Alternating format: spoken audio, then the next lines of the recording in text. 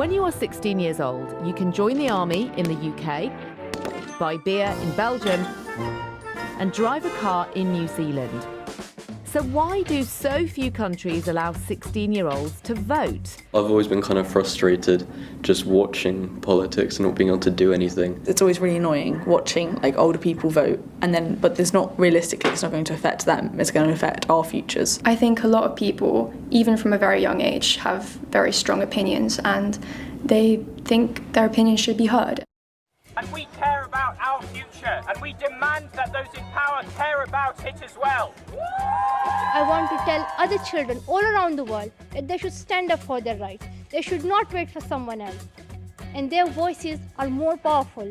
This is an existential crisis and we must treat it like the crisis it is. Bharat में parliamentary type of government होगी, इस चीज़ को हमने Britain से लिया था अपने कॉन्स्टिट्यूशन के अंदर। लेकिन आज वही ब्रिटेन जहां पर वोटिंग एज 18 थी उसको घटा के 16 ईयर कर दिया गया है आने वाले चुनाव में। और इस बात से भारत के अंदर भी काफ़ी ज़्यादा डिबेट शुरू हो गए हैं कि क्या भारत के लोगों की भी जो वोटिंग एज है वो 18 साल से घटा करके 16 साल कर देनी चाहिए। तो आज के इस वीडियो में हम इसी टॉपिक के ऊपर एक अच्छा सा आर्गूमेंट देखेंगे जो कि हमारे CAPF एग्ज़ाम के लिए काफ़ी ज़्यादा इम्पोर्टेंट हो जाती है। तो आइए वीडियो को स्टार्ट करते हैं, बट उससे पहले आप एक बार इस कंटेंट को देखिए। पहला कंटेंट जो कि आपके लिए है, जो कि बिल्कुल आप एग्जैक्ट अपने आंसर के अंदर पेपर में लिख के आ सकते हैं, तो इसको आप फॉलो कर सकते हैं, इसको आप पढ़ सकते हैं। इसके अंदर काफ़ी कम कंटेंट है लेकिन ऑर्गेनाइज्ड वे में है, और अगर आप इतना लिख के आते हो तो यकीन मानो कि आपको जो फुल मार्क्स हैं जो कि UPSC दे सकती है किसी एस्पायरेंट को, तो आपको मिल जाएंगे। फिर दूसरा जो कि थोड़ा उससे और बेटर है, स्लाइटली बेटर आप बोल सकते हो, इस चीज़ को भी आप लिख के आ सकते हो। लेकिन मैं जब आपको पढ़ाऊंगा तो थोड़ा कंटेंट ज़्यादा रखूंगा, इसलिए ताकि मैं को आपको समझाना है और कुछ करंट की चीज़ें आपको बतानी है। तो मैं पढ़ाऊंगा इस कंटेंट को, लेकिन आपको ये तीनों ही कंटेंट दे दूंगा। आपको जिससे भी रिवाइज करना हो आप रिवाइज कर सकते हैं। तो अभी हम पढ़ना स्टार्ट करते हैं कि क्या इंडिया को भी उसकी जो वोटिंग एज है वो 18 साल से कम कर देनी चाहिए या नहीं कर देनी चाहिए। सभी को पता है कि जब भी हम आर्गूमेंट लिखते हैं तो आर्गूमेंट के अंदर हमारा एक इंट्रोडक्शन होता है, फिर हमारा कुछ आर्गूमेंट इन फेवर आएगा एंड देन लास्ट में आएगा आर्गूमेंट इन अगेंस्ट, और उसके बाद हमारा कंक्लूजन आ जाएगा। तो अभी इसी चीज़ को हम क्या करते हैं, बेसिकली पढ़ना स्टार्ट करते हैं कि हम इंट्रोडक्शन में क्या लिख सकते हैं, फेवर में क्या लिख सकते हैं और अगेंस्ट में क्या लिख सकते हैं।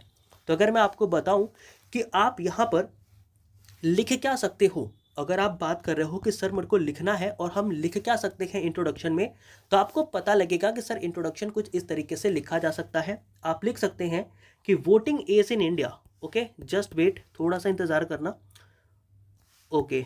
तो आप लिख सकते हो क्या कि voting age in India was brought down from 21 to 18 year through the 61st constitutional amendment act in 1988। सभी को पता है कि जो हमारा 21 साल से 18 साल करी गई थी, जो हमारी वोटिंग की एज वो करी गई थी 61st कॉन्स्टिट्यूशनल अमेंडमेंट एक्ट 1988 के अंदर। पहले हमारे भारत में भी जो वोट देने की मिनिमम एज थी वो थी 21, लेकिन उसको घटाया गया और करा गया 61 कॉन्स्टिट्यूशनल अमेंडमेंट एक्ट के थ्रू 18 ईयर। अब ये जो हमारा ऑब्जेक्टिव था इसके पीछे का, यानी कि ये जो हमने घटाया अपना डेट या जो वोट देने का एज है, इसके पीछे का जो ऑब्जेक्टिव था वो ये था कि हम डेमोक्रेटिक पार्टिसिपेशन को बढ़ा पाएं और यूथ को पॉलिटिक्स के अंदर और भी ज़्यादा इंडल्ज करवा पाएं। मेन मोटिव क्या था हमारा मेन मोटिव यही था कि हम यूथ को इस पॉलिटिक्स के अंदर लेके आ सके और उनका पार्टिसिपेशन, उनका इंटीग्रेशन पॉलिटिक्स के अंदर हम करा पाएं। नियरली 4 डिकेड्स लेटर, अभी आप देखोगे तो 4 दशक यानी कि 40 सालों के बाद, इन द एरा जहाँ पर सोशल मीडिया, रैपिड इंफॉर्मेशन और भी बहुत सारी चीज़ें हमारे कहीं ना कहीं पॉलिटिक्स को लेकर के, हमारे सोसाइटी को लेकर काफ़ी ज़्यादा चेंज कर चुकी हैं। तो अभी ये क्वेश्चन उठता है कि क्या अब हमारे यूथ जो हैं उनकी एज और कम कर देनी चाहिए ताकि वो हमारे इस वोटर टर्नआउट के अंदर आ सके और वो हमारे पॉलिटिक्स के अंदर पार्टिसिपेट कर सके। तो अगर आपको इंट्रोडक्शन क्लियर नहीं हुआ होगा देन अगेन मैं आपको क्लियर करूंगा। मैं बस आपसे ये कह रहा हूँ कि ध्यान से सुनना मेरी बात, हर एक चीज़ क्लियर हो जाएगी, थोड़ा टाइम लगेगा बट आई नो कि जो मैं बता रहा हूँ वो आपको हेल्प करेगी ही करेगी, इसलिए आपको सुनना ही पड़ेगा। There is no any alternative, ठीक है। अब यहाँ पर देखो मैं आपको ये बता रहा हूँ कि भारत के अंदर पहले एज जो थी वो 21 ईयर थी, लेकिन उसको घटा करके 18 साल करा गया by the 61st constitutional amendment act in the 1988। अब ये जब चीज़ करी गई तो इसके पीछे का मेन जो हमारा ऑब्जेक्टिव था, उद्देश्य था, वो ये था कि हम पार्टिसिपेशन बढ़ा सके यूथ का इन द पॉलिटिकल प्रोसेस। लेकिन आज जब हमारे 4 दशक बीत गए, 4 दशकों के बाद ज़माना काफ़ी ज़्यादा बदल चुका है। जिस ज़माने में सोशल मीडिया की बात होती है, सोशल मीडिया के थ्रू जो इन्फॉर्मेशन होता है वो काफ़ी तेज़ी से एक्सचेंज होता है, जहाँ पर यूथ अपनी चीज़ों को हाईलाइट करता है, अपनी प्रॉब्लम को उजागर करता है और वो कई बार जो है वो क्वेश्चन रेज करता है अपनी चीज़ों को लेकर के। तो यहाँ पर एक डिबेट शुरू होती है कि क्या हम अपनी वोटिंग की जो एज है, जो कि 18 साल रखी गई है, उसको घटा के 16 ईयर कर सकते हैं क्या। तो ये आपका एक इंट्रोडक्शन हो सकता है, जहां पर आप एक हिस्टोरिकल व्यू दिखा सकते हो, एक जजमेंट दिखा सकते हो, एक अमेंडमेंट दिखा सकते हो, एंड देन आप बता सकते हो कि हाँ, अब क्या हमारे इस चीज़ को 16 ईयर कर देना चाहिए। इसके ऊपर डिबेट हो रहा है। अब अगर डिबेट हो रहा है तो आपको फेवर के भी पॉइंट लिखने होंगे, अगेंस्ट के भी पॉइंट लिखने होंगे। अगर अभी तक आपने ये नहीं देखा है कि आपको आर्गुमेंट कैसे लिखनी है, तो उसकी एक प्लेलिस्ट बनी है कि how to start your paper 2, वो आप जाके देख लेना, वहाँ से आपको आइडिया लग जाएगा। अदरवाइज फिर भी आपको समझ नहीं आता तो आप टेलीग्राम ज्वाइन करो, वहाँ पर एक दिन हम सेशन करेंगे जहाँ पर आपके कोई से भी डाउट होंगे ना पेपर 2 के रिलेटेड, हम वहाँ पे डिस्कस कर लेंगे। टेलीग्राम क्या है, कहाँ मिलेगा, अभी लेक्चर के एंड में हम डिस्कस करेंगे। बट अभी हम आते हैं आर्गुमेंट इन फेवर, यानी कि अब जो वोटिंग एज हम 16 ईयर करने की बात कर रहे हैं, इसके फेवर में हमारे कौन कौन से पॉइंट होते हैं, क्या क्या चीज़ें हम इसके फेवर में लिख सकते हैं। तो पहला फेवरिंग पॉइंट जो कि आप यहाँ पर लिख सकते हैं वो है डीपिंग द डेमोक्रेटिक इंक्लूजन। देखो, अभी जो हमारा 21 साल से 18 साल की एज करी गई थी, उसके पीछे का भी रीज़न क्या था कि हमें अपनी डेमोक्रेसी को और भी ज़्यादा डीप करना है और यूथ को क्या करना है, पॉलिटिक्स के अंदर लेके आना है।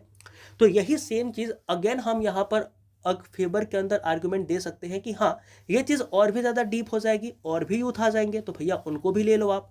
तो आप यहाँ पर लिख सकते हो कि reducing the voting age would expand the democratic base and allow younger citizens to influence the decision related to the educational reform, digital governance and climate change। कहने का मतलब क्या है कि आपको यहाँ पर साफ साफ दिख रहा होगा कि जो आप यहाँ पर एज कम करेंगे और आप क्या करोगे, एज कम करके जो यूथ को पॉलिटिक्स के अंदर लेकर के आओगे, उनको अगर पॉलिटिक्स का हिस्सा बनाओगे, तो कहीं ना कहीं जो हमारी डिसीजन मेकिंग है ना पॉलिटिक्स की, वो बदल जाएगी। यहाँ पर एजुकेशनल रिफॉर्म आएगा, डिजिटल गवर्नेंस की बात होगी, क्लाइमेट चेंज की बात होगी, स्किल और एम्प्लॉयमेंट की बात होगी। जो हमारे ये वो इशू हैं जो कि डायरेक्टली हमारे फ्यूचर को सेव करते हैं और कहीं ना कहीं इससे हमारे इंडिया का जो फ्यूचर है वो और भी अच्छा हो जाएगा। तो ये एक आर्गूमेंट है जो कि आप दे सकते हो कि जी हाँ, भारत के अंदर जो वोटिंग एज है वो घटा करके 16 साल कर देनी चाहिए। अब यहाँ पर आप एक करंट का डाटा देख लो, क्या कह रहा है कि with the policy increasingly targeting adolescence. अब यहाँ पर बहुत सारी पॉलिसी ऐसी है जहाँ पर कि एडोलेसेंस को टारगेट किया जा रहा है, जैसे कि न्यू एजुकेशन पॉलिसी 2020 की, स्किल मिशन और डिजिटल लिटरेसी ड्राइव। ये हमारे वो चीज़ें हैं जो कि पॉलिटिकल वॉइस बन सकते हैं, यानी कि राजनीतिक आवाज़ बन सकती हैं। ये सारी की सारी चीज़ें और इनके ऊपर काम करके जो हमारा देश है वो आगे भी विकास कर सकता है। तो ये सब चीज़ें हम क्या कर सकते हैं, एक आर्गुमेंट, एक फेवर पॉइंट के अंदर हम लिख सकते हैं। फिर हमारा आता है दूसरा फेवरिंग पॉइंट। यहाँ पर हमें क्या पता लगता है कि rise of digitally aware youth. अब देखो यहाँ पर क्या होगा, rise of digitally aware youth का मतलब है, हमें अभी क्या पता है कि बहुत सारे पॉलिटिशियन ऐसे भी है ना जिनको सोशल मीडिया यूज करना नहीं आता। उन्होंने क्या कर रखे हैं, अपने मैनेजर रख रखे हैं ताकि वो पोस्ट करें, ठीक है ना। तो इससे क्या होता है कि कहीं ना कहीं वो डिजिटली उतने ज़्यादा स्किल्ड है नहीं, लेकिन जब हम एक ऐसे पर्सन को चुनाव में लेके आएंगे जो कि 16 ईयर का है, जो कि डिजिटली स्किल्ड है, तो इससे क्या होगा कि कहीं ना कहीं जो हमारा यूथ है या फिर जो हमारा इलेक्टोरल रोल है या फिर जो हमारे पॉलिटिशियंस हैं वो भी कहीं ना कहीं डिजिटली अवेयर हो जाएंगे। आप यहाँ पर कह सकते हो कि today teenagers are far more inform than previous generation. अगर आप देखोगे पिछले ज़माने की तुलना में, तो आज के जो टीनेजर हैं, जो हमारे 15, 16, 17 साल के जो बच्चे हैं, वो क्या हो चुके हैं, काफ़ी ज़्यादा अवेयर हो चुके हैं due to the access of smartphone and the social media platform. बिल्कुल बात सही है कि सोशल मीडिया और सारे जो भी स्मार्टफोन हैं उनके वजह से आजकल के बच्चों के पास जानकारी पहले के लोगों की तुलना में, पहले के कंपैरिजन में काफ़ी ज़्यादा है। अकॉर्डिंग टू द ट्राई, यानी कि अगर आप ट्राई की बात करते हो, ट्राई क्या है सभी को पता है, telecom regulatory authority of India है। ये क्या कहती है कि India has over 800 million internet subscriber, यानी कि भारत के अंदर 800 मिलियन इंटरनेट सब्सक्राइबर जो हैं वो हमें देखने को मिलते हैं, with a significant share comprising youth as user, यानी कि इनमें से भी अगर आपको ये पता करना है कि ये जो हमारे 800 मिलियन इंटरनेट यूज़र है ना, इनमें से भी सबसे ज़्यादा जो नेट के यूज़र हैं, इंटरनेट का जो यूज़ करते हैं वो हमारे यूथ ही हैं, मतलब कि युवा पीढ़ी है जो इस इंटरनेट का यूज़ कर रही है। Youth participation in debate on environmental movement, gender rights and governance reform indicate governing political awareness. अगर आपने इंट्रो देखा होगा उसमें भी मैंने आपको दिखाया है कि किस तरीके से जब भी कहीं बात होती है इन्वायरमेंट मूवमेंट को लेकर के, जेंडर राइट को लेकर के, गवर्नेंस रिफॉर्म को लेकर के, तो आज भी जो सड़कों पे यूथ है, जो घूम रहा है यूथ, ठीक है, ऐसी बात नहीं कर रहा जो बिमल पान मसाले वाले हैं, मैं बात उनकी कर रहा हूं जिन्होंने थोड़ी बहुत पढ़ाई करी है, उनके पास अच्छे आइडियाज हैं, अच्छे फैक्ट हैं जो कि वो डिबेट में रखते हैं, डिबेट में बताते हैं सरकारों को कि आप ऐसा भी कर सकते हैं, ये प्रॉब्लम है, आप इसको सुधार सकते हैं। तो ये हमारी एबिलिटी को दिखाता है, और ये एबिलिटी हमें दिखाती है कि जो हमारा यूथ है वो डिजिटली बहुत ज़्यादा अवेयर है, उसको चीज़ों के बारे में बहुत ज़्यादा पता है, चाहे उसकी एज कम ही क्यों ना है, ठीक है ना। तो यहाँ पर एक पॉइंट बनता है कि कम एज होने के बावजूद भी लोगों के पास बहुत सारा नॉलेज है, और ख़ास करके वो लोग जो नॉलेज लेकर के आते हैं वो स्मार्टफोन या फिर टेक्नोलॉजी के यूज़ से लेकर के आते हैं। इसलिए हमें क्या करना चाहिए कि ऐसे लोगों को वोट देने का अधिकार दे देना चाहिए, यानी कि हमारी जो वोटिंग एज है वो 18 से घटा के 16 साल कर देनी चाहिए। तो दूसरा हमारा आर्गूमेंट का पॉइंट ये बनता है। फिर हम आते हैं अपने थर्ड पॉइंट पे, जो कि आर्गूमेंट इन फेवर ही चल रहा है। यहाँ पर कहा जा रहा है कि कंट्रीज जैसे कि हमारी ऑस्ट्रिया हो गई, जिसने कि 2007 के अंदर, ब्राज़ील जिसने कि ऑप्शनल वोटिंग एट 16 स्टार्ट करी थी, एंड द स्कॉटलैंड जो कि सर्टेन इलेक्शंस हैं वहाँ पर ऐसा एक्सपीरियंस करा गया है, वहाँ पर एक्सपेरिमेंट करके देखा गया है कि अगर आप वोटिंग एज 16 करते हो तो वहाँ पर जो वोटिंग इफिशियंसी है वो बढ़ जाती है, वोटिंग पार्टिसिपेशन बढ़ जाती है। कहने का मतलब क्या है कि कुछ कंट्री जैसे कि ऑस्ट्रिया हो गया, ब्राज़ील हो गया, स्कॉटलैंड हो गया, इन्होंने ये एक्सपेरिमेंट करा है, उन्होंने अपनी वोटिंग एज को घटा करके 16 साल करा है। और स्टडीज़ इन ऑस्ट्रिया के अंदर जो स्टडीज़ हुई है वो सजेस्ट भी करती है कि early voter often develop sustain voting habits, यानी कि जिन लोगों को अर्ली वोटिंग करने का अधिकार मिलता है, जो लोग अर्ली वोटिंग करने जाते हैं वो अपने इस अधिकार को सस्टेन करते हैं, वो इलेक्शन में पार्टिसिपेट करते हैं, वो वोट देते हैं, जिससे कि आप देखोगे कि यहाँ पर डेमोक्रेटिक एंगेजमेंट लॉन्ग टर्म के लिए स्ट्रेंथन हो जाता है, और यहाँ पर लोग वोटिंग को अपना अधिकार समझते हैं, वोट देते हैं, और वोट को वो एक तरीके से बोलते हैं ना, साइड आउट नहीं करते। तो कहने का मतलब क्या है कि आप यहाँ पर एक नेक्स्ट आर्गुमेंट ये देख सकते हैं कि इंटरनेशनल प्रेसिडेंट, मतलब कि ऐसा और भी देशों में हो चुका है जहाँ पर वोटिंग एज पहले कुछ और थी लेकिन बाद में घटाई गई। आप एग्जाम्पल दे सकते हो ऑस्ट्रिया का, ब्राज़ील का और स्कॉटलैंड का, जहाँ पर जब वोटिंग एज 16 साल करी गई तो वहाँ पर जो वोटिंग टर्नआउट है वो बढ़ गया, और ये दिखाता है कि जिन लोगों को पहले हम वोटिंग करने का अधिकार देते हैं वो डेमोक्रेसी को सस्टेन करके रखते हैं। तो ये आप एक फेवरिंग पॉइंट दे सकते हो। इंटरनेशनली आप कहीं ना कहीं चीज़ों को यहाँ पर इंक्लूड करके लिख सकते हो। फिर हमारे पास आती है हार्सनिंग द डेमोग्राफिक डिविडेंड। अब इसके अंदर आप क्या लिख सकते हो, तो आप देख सकते हो कि India is one of the youngest nation globally. पूरे दुनिया के अंदर अगर सबसे युवा पॉपुलेशन किसी देश की है ना, वो है हमारे इंडिया की, with the around of 65% population जिनकी एज 35 ईयर से कम है। मतलब हमारे भारत दुनिया का सबसे यंगेस्ट, बोल सकते हो कि यंगेस्ट नेशन है पूरे दुनिया का। यहाँ पर 65% पॉपुलेशन ऐसी है जिनकी उम्र 35 साल से कम की है, ठीक है ना। अब यहाँ पर आपको क्या पता लगता है कि engaging citizen earlier could enhance the representativeness and align governance with the youth aspiration, specially in a country aiming to become a developed nation by 2047। यानी कि हम इंडिया का अपना टारगेट रखे हैं कि हम 2047 में एक डेवलप्ड कंट्री हो जाएंगे, एंड उस डेवलप्ड कंट्री में हम जाना चाहते हैं, और हमारी पॉपुलेशन जो कि 65% बिलो द एज ऑफ 35 है, तो हमें उन एज के लोगों को अपने दुनिया के सबसे बड़े डेमोक्रेसी का हिस्सा बनाना चाहिए, हमें उनको पार्टिसिपेट करने का मौका देना चाहिए, ताकि उनके जो इंगेजिंग आइडियाज़ हैं, इंगेजिंग जो थॉट्स हैं, वो हमारे पॉलिटिक्स के साथ, गवर्नेंस के साथ मैच हो सके और वो हमारे देश को डेवलपमेंट की राह पर और भी आगे से और भी तेजी से लेकर के जा सके। तो आप यहाँ पर हार्सनिंग द डेमोग्राफिक डिविडेंड, यानी कि जो हमारी डेमोग्राफिक डिविडेंस है उसको आप और भी ज़्यादा यूटिलाइज कर सकते हो, यूज़ कर सकते हो। इसलिए हमें वोटिंग एज 18 से 16 साल करनी चाहिए। ये एक पॉइंट बनता है जो कि आप यहाँ पर लिख सकते हैं। इसके बाद हमारा नेक्स्ट पॉइंट आता है जो कि फेवर के अंदर जाएगा। वो कहता है कल्टिवेटिंग सिविक रिस्पॉन्सिबिलिटी अर्ली। अब यहाँ पर क्या होगा कि मान लो एक बच्चा जिसकी एज 16 साल है और आप उसको वोट देने का अधिकार देते हो, तो उसके अंदर अपने देश को लेकर के एक जिम्मेदारी आ जाएगी। जो आज बात होती है ना जीरो सिविक सेंस की, तो ये सिविक सेंस उसके अंदर आ जाएगा कि ये देश उसका है, यहाँ की सड़कें उसकी हैं, यहाँ के स्ट्रीट लाइट उसके हैं, तो वो उसका ख्याल रखेगा, ना कि उसको वो तोड़ेगा। तो ये चीज़ आप यहाँ पर थोड़ा सा डाल सकते हो, सिविक सेंस का एंगल। और यहाँ पर आप लिख सकते हो कि participation in election at a younger age में फोस्टर अकाउंटेबिलिटी, यानी कि जो सिविक सेंस है इसकी बात हम कर रहे हैं कि अगर आप पार्टिसिपेशन कर देते हो बच्चों की अर्ली एजेस में इन चुनाव के अंदर, तो ये उनकी अकाउंटेबिलिटी को क्या करेगा, फोस्टर करेगा, मतलब कि बढ़ाएगा, उनकी क्रिटिकल थिंकिंग को बढ़ाएगा एंड डेमोक्रेटिक वैल्यू भी हमारे इंडिया की क्या हो जाएगी, बढ़ जाएगी। फिर कोई भी पॉलिटिशियन किसी छोटे बच्चे को देख के ये नहीं सोचेगा कि अरे ये तो 16 साल का लड़का है, इसको ऐसे हटा दो। वो सोचेगा कि भैया इसके भी वोट की कीमत है। एंड फर्दर क्या होगा कि लोग एक दूसरे की रिस्पेक्ट करने स्टार्ट कर देंगे। इस तरीके से आप थोड़ा सा सोच सकते हो।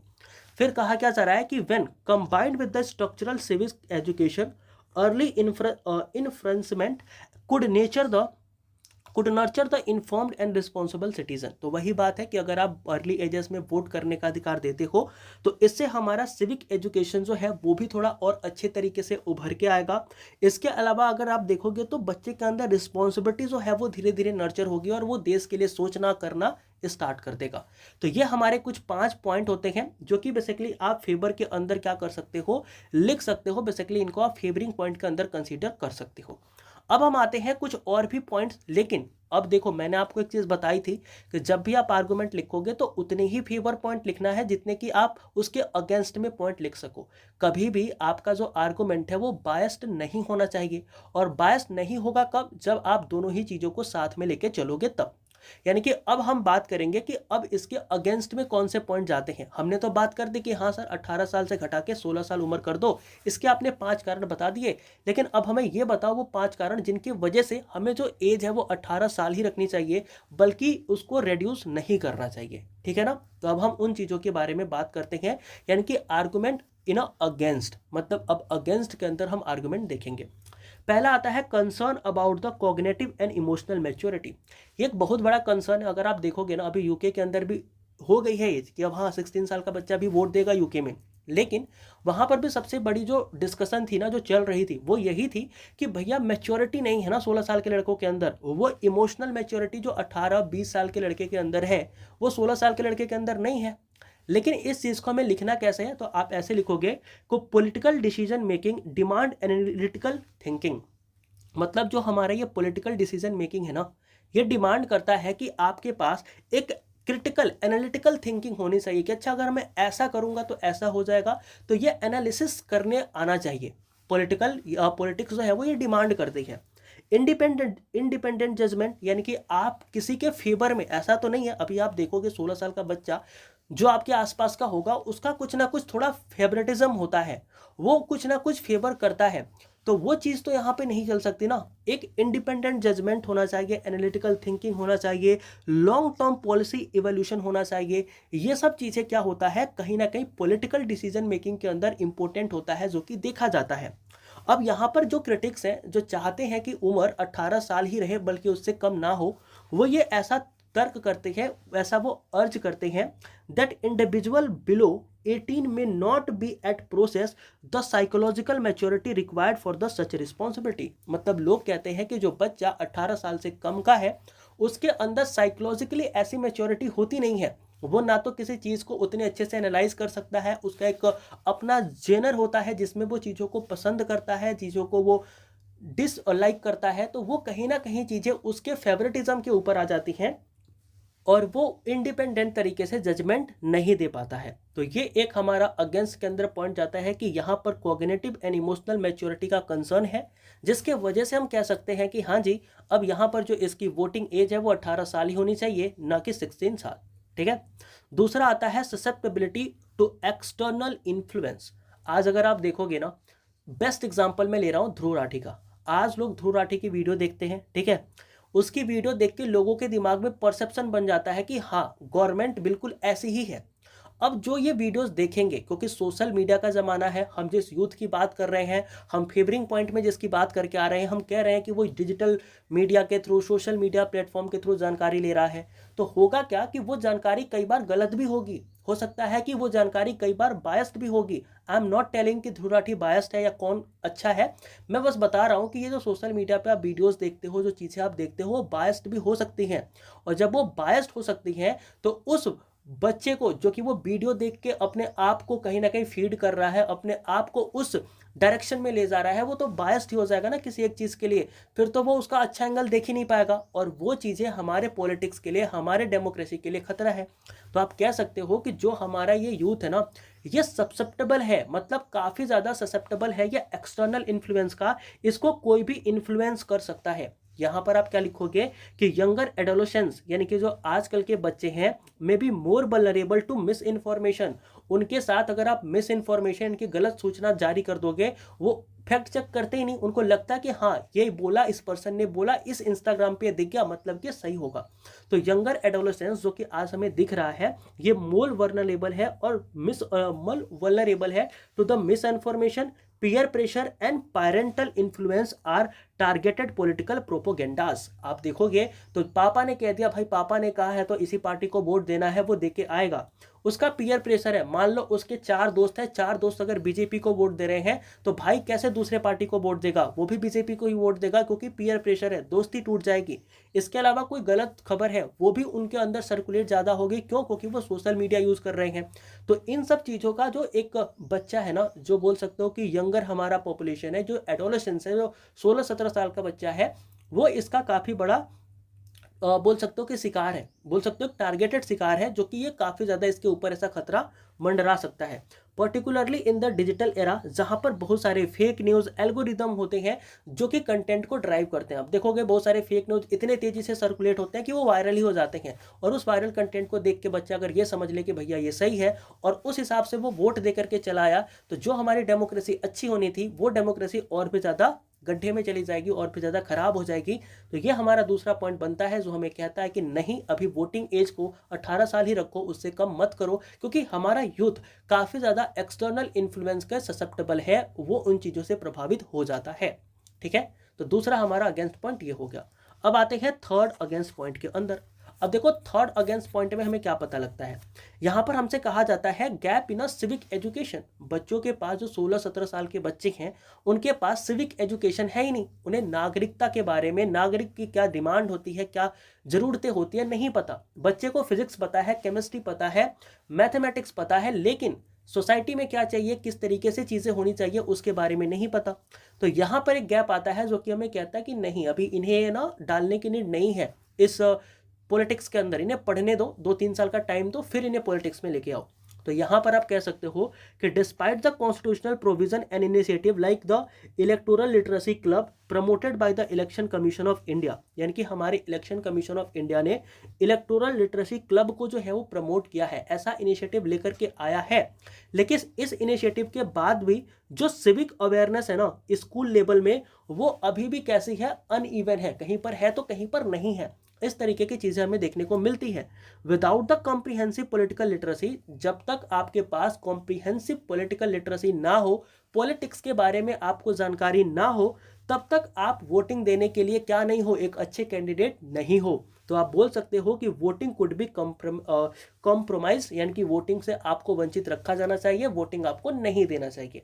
तो आप ये पॉइंट देख सकते हो कि गैप इन सिविक एजुकेशन, जिसके वजह से हमें बच्चों को वोट देने का अधिकार अभी फिलहाल के लिए रोक देना चाहिए। चलो नेक्स्ट हम आते हैं अगले और पॉइंट पे, जो कि अगेंस्ट का ही पॉइंट है। अगेन यहाँ पर क्या कहा जा रहा है कि एडमिनिस्ट्रेटिव एंड लॉजिकल चैलेंजेस। अब यहाँ पर अगर आप भारत में देखोगे तो एडमिनिस्ट्रेटिव यानी कि प्रशासनिक और लॉजिस्टिकल अगर आप देखोगे तो ये सब चीज़ें भी हमारे अंदर, भारत के अंदर क्या है, चैलेंजेस हैं। कैसे हैं वो आप समझो। इंडिया अगर आप देखोगे तो already manage one of the largest electoral exercise, मतलब भारत के अंदर अभी भी अगर आप देखोगे तो इतने सारे वोटर हैं ना, इतने सारे वोटर हैं कि वोटिंग हमें कई सारे फेजेस में करानी पड़ती है। अभी बिहार में देखो 2 फेजेस में वोटिंग होगी, जब हमारे लोकसभा के इलेक्शन होते हैं तो 6 फेजेस के अंदर जाते हैं, 7 फेजेस में चले जाते हैं कई बार। तो होता क्या है कि हमारे ये जो इतनी बड़ी डेमोक्रेसी है, इतना बड़ा इलेक्टोरल रोल है, तो हमें चुनाव कराने में बहुत टाइम लगता है। तो इसी तरीके से अगर मान लो आप और भी लोगों को लेके आओगे इलेक्टोरल रोल में, तो इससे तो और भी बर्डन बढ़ जाएगा, और भी बर्डन बढ़ेगा, और मैन पावर लगेगी, और पैसा लगेगा, और टाइम लगेगा। तो इसके लिए हम क्या कर सकते हैं, अभी अवॉइड कर सकते हैं कि चलो ठीक है 2 साल अभी गैप रखो, 16 to 18 ही करते दो, 18 जब हो जाओगे तभी वोट देना। तो ये एक पॉइंट बनता है। बट हाँ, मैं आपको बताऊंगा, आप पढ़ के समझो कैसे मैंने इस चीज़ को बोला। आप ध्यान रखना कि जो हमारा इंडिया है वो मैनेज करता है one of the largest electoral exercise in the world. हमारे पास 96 करोड़ रजिस्टर्ड वोटर हैं 2024 के जनरल इलेक्शन की मैं बात कर रहा हूं। तो यहाँ पर डेटा, जब भी आप कोई चीज़ लिखोगे डेटा मेंशन होना चाहिए कि कब का है। तो यहाँ पर ध्यान रखना कि 2024 के आप जनरल इलेक्शन की बात कर रहे हो, तो हमारे पास 96 करोड़ जो है रजिस्टर्ड वोटर हैं। इनकी जो एलिजिबिलिटी है वो फर्दर क्या होती जा रही है, बढ़ती जा रही है। सिग्निफिकेंट रिविजन्स इसके अंदर होते जा रहे हैं, ठीक है। और इन सब चीज़ों के अंदर और भी पर्सन को जोड़ना, और भी पर्सन को कहीं ना कहीं बोल सकते हो वेरीफाई करना, एलिजिबिलिटी को चेक करना, इसके लिए आपको वेरिफिकेशन प्रोसेस, अवेयरनेस कैंपेनिंग लगानी पड़ती है, जो कि बहुत ज़्यादा खर्चीली होती है कि नहीं। अब मान लो किसी मास्टर को आपने भेजा है और वो मास्टर जाकर के गांव गांव घूम घूम के पता कर रहा है कि कौन है वोट देने लायक, कौन नहीं है। भैया उसको पैसे तो मिलते हैं ना। तो लॉजिस्टिकली और एडमिनिस्ट्रेटिवली दोनों ही खर्चे बहुत ज़्यादा हैं। इसके वजह से अभी थोड़े टाइम के लिए हम क्या कर सकते हैं, वोटिंग एज को 16 तो नहीं करेंगे, 18 तक रख सकते हैं। तो ओवरऑल एक पॉइंट आपका ये बनता है कि इन खर्चों को दिखा के आप बोल सकते हो कि हाँ अभी थोड़े दिन के लिए ना हम अपनी वोटिंग एज को 18 साल ही रखते हैं, ठीक है। फिर हमारे पास क्या आता है, एग्जिस्टिंग यूथ पार्टिसिपेशन लिमिटेड। अब देखो अभी भी अगर आप ध्यान से देख लो, सरकार कह रही है या फिर लोग कह रहे हैं कि यार 18 साल से 16 साल कर दो एज, पार्टिसिपेशन बढ़ जाएगा यूथ का। पहले ये तो देखो जो 18 साल का है उसने वोट डाला कि नहीं डाला। 18 साल के हो चुके हैं, 22-24 साल के बच्चे हो चुके हैं, लेकिन उन्होंने एक बार वोट ही नहीं डाला। अब क्यों नहीं डाला, क्योंकि उनका नाम नहीं है। नाम क्यों नहीं है, क्योंकि उनके नाम रजिस्टर ही नहीं हुए। किसी का नाम रजिस्टर हो गया है, वो वोट ही नहीं देना चाहता। तो जो पार्टिसिपेशन है वो ऑलरेडी कम है, यूथ पार्टिसिपेट करना ही नहीं चाहता। जब करना ही नहीं चाहता, आप 16 साल के बच्चे को ला के लिख दोगे नाम, वो करेगा ही नहीं, तो फायदा क्या हुआ, कुछ नहीं हुआ। पहले भी वोट नहीं था, अब भी वोट नहीं है। तो ये एक प्रॉब्लम है। आप जो एग्जिस्टिंग हमारा पार्टिसिपेशन है ना, उसको तो पहले फर्दर इंप्रूव कर लो, उसको तो एक लेवल पे लेके आ जाओ, फिर हम बात करेंगे कि 16 साल के बच्चे को डालना है कि नहीं डालना है। तो आप यहाँ पर बता सकते हो कि रिपोर्ट जो है ना, report from the election commission indicate करता है कि जिनका रजिस्ट्रेशन 18 से 19 साल के अंदर हुआ था, historically remained below optional level, optimal levels, मतलब कि जिनका भी इलेक्टोरल रोल में नाम है 18 से 19 साल के जो बच्चे हैं, उनका जो वोटिंग टर्न आउट होता है वो बहुत कम होता है। वो वोट करते ही नहीं, मैक्सिमम टाइम तो वो वोट करते ही नहीं। If eligible first time voters are not fully enrolled, अगर मान लो जो 18-19 साल के बच्चे हैं उनका नाम ही नहीं है वोटिंग लिस्ट में, वो वोट ही नहीं कर रहे, इवन फर्स्ट टाइम ही वो वोट नहीं कर पा रहे, बताओ। तो जो 16 साल के बच्चे हैं उनका हम वोट कराने की बात कर रहे हैं। पहले तो हम उन 18-19 साल को बच्चों को तो डाल लें जिनकी उम्र हो गई है। तो गवर्नमेंट ये कह रही है कि जो हमारा एग्जिस्टिंग पार्टिसिपेशन है, जो 18-19 साल के बच्चे हैं जो आज तक इनरोल ही नहीं हुए इलेक्टोरल लिस्ट में, पहले हम उनको इनरोल कर लें, बाद में हम 16 वालों को देखेंगे।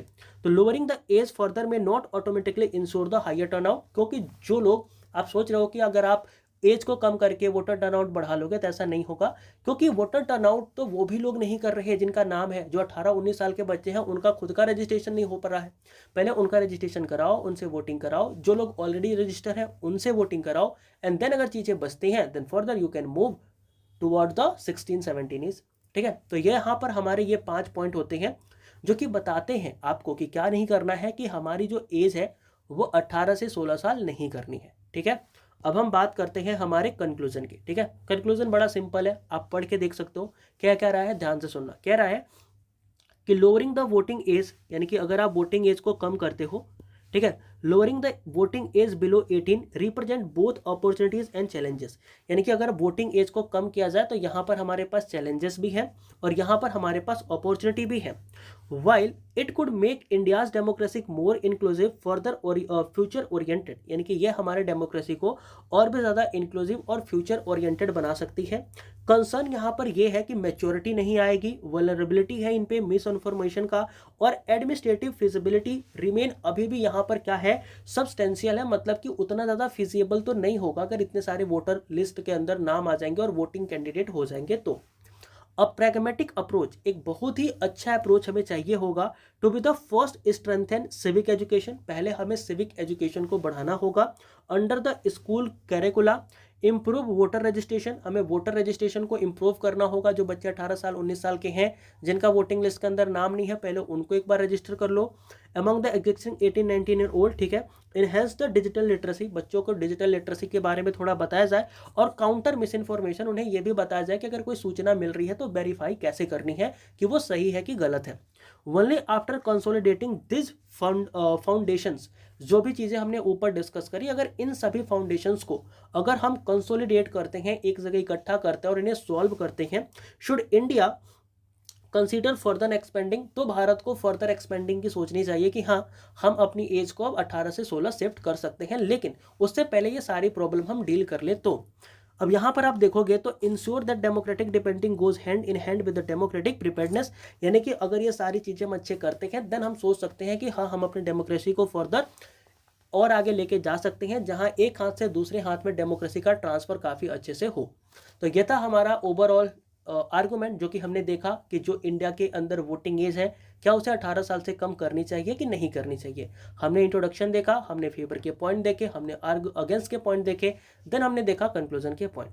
Now I am telling you कि अगर आप चाहते हैं एक फर्दर अच्छा डिस्कशन या फिर कोई भी प्रॉब्लम आपके पेपर 2 से रिलेटेड होती है, आपको इस PDF से पढ़ना है, इसको रिवाइज करना है, तो आप इस वाले टेलीग्राम को ज्वाइन कर सकते हैं। सिंपल जाना है टेलीग्राम के ऊपर @CAPF_AC2026 सर्च करना है, एक ग्रुप मिलेगा, उसको फर्दर ज्वाइन कर लेना है। वहाँ पर ये PDF डल जाती है रोज़ की रोज़, ठीक है ना, और आपको फर्दर और भी सारी PDF मिलेंगी। एंड जब वहाँ पर थोड़ी बहुत स्ट्रेंथ हो जाएगी, जब हम वहाँ पर लाइव भी आया करेंगे, ठीक है ना, संडे को या सैटरडे को, एंड वहाँ पर हम डिस्कस करेंगे कि हम कैसे अपनी चीज़ों को और अच्छा कर सकते हैं, करंट अफेयर्स के डेटा को कैसे ऐड कर सकते हैं।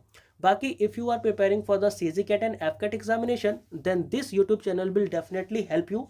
तो आप इस यूट्यूब चैनल को भी जाके सब्सक्राइब कर सकते हो। करना क्या है, इसको ऐसे ही @ लिखना है और यूट्यूब पे सर्च करना है, पहला ही चैनल मिल जाएगा, ठीक है ना, उसको जाके आप सब्सक्राइब कर सकते हो। एंड फर्दर अगर आप CGCAT या FCAT के लिए पढ़ रहे हो ना, तो यहाँ से पढ़ सकते हो, बिकॉज यहाँ पर अपने बहुत सारे अभी वीडियोज़ एंड लेक्चर्स जो हैं वो आएंगे, कोर्सेज वगैरह भी आएंगे, जहाँ से आप फर्दर अपनी इन्फॉर्मेशन को गैदर कर सकते हो। And CGCAT is the best option. अगर आपकी इंग्लिश अच्छी है, SSB में आप अच्छा कर चुके हैं, देन CGCAT में definitely you will get recommend. I cleared it thrice, और मतलब काफ़ी इजी है क्लियर करना, एग्जाम क्लियर करना इजी है, SSB क्लियर करना इजी है, and definitely you can do all, ठीक है। तो मिलते हैं नेक्स्ट वीडियो में किसी नए टॉपिक के साथ। अभी आर्गुमेंट स्टार्ट किया तो आर्गुमेंट ही करेंगे 2-3, एंड फर्दर हम रिपोर्ट या फिर ऐसे के ऊपर मूव करेंगे। तो मिलते हैं नेक्स्ट वीडियो में, तब तक के लिए सभी को जय हिंद।